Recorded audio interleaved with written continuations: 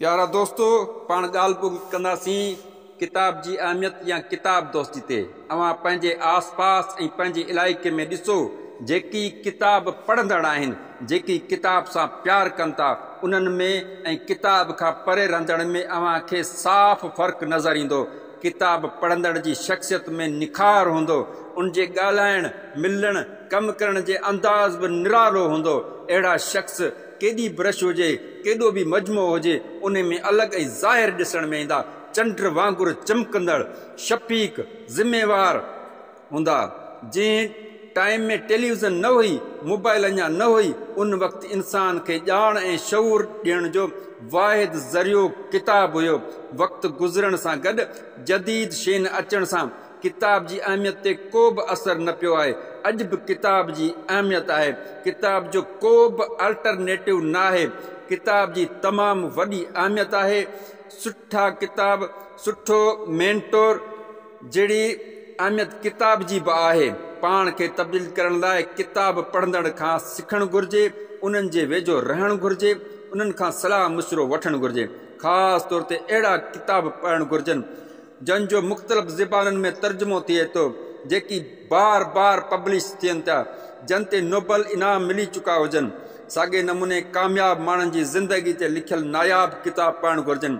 ॾिसो, दुनिया केतिरी तरक़ी कई आहे ऐं इंसान केतिरो मसरूफ़ थी वियो आहे। उन जे बावजूदि बि तरक़ी याफ़्ता मुल्कनि में अॼु बि वॾे तादाद में किताब पब्लिश थी रहिया आहिनि।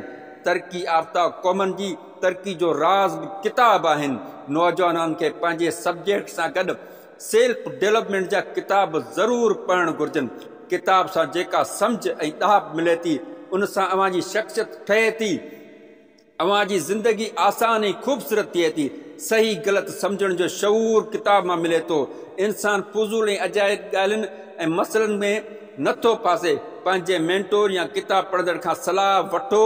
अहिड़ा किताब पढ़ो जेके तव्हांजी ज़िंदगी में निखार आणनि, जिन खे पढ़णु ज़रूरी हुजे।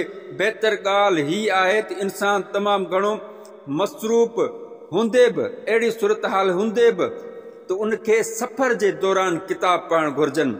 तव्हां सफ़र दौरान किताब पढ़ो। अहिड़ा किताब जंहिंखे पढ़ण सां तव्हांखे मज़ो अचे, सुकून अचे, दिलचस्पी अचे ऐं उन सां गॾु अव्हां जी शख़्सियत में वाधारो अचे, अव्हां जी शख़्सियत खे फ़ाइदो पए।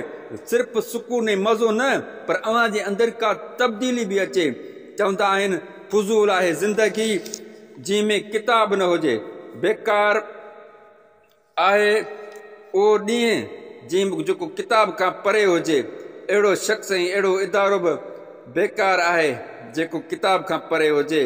पॉज़िटिव तव्हांखे किताब पॉज़िटिव सोचणु ऐं सम्झणु ऐं ॻाल्हाइणु सेखारींदो। उन करे दोस्तो, हमेशह किताब पढ़ंदा रहो ऐं किताबनि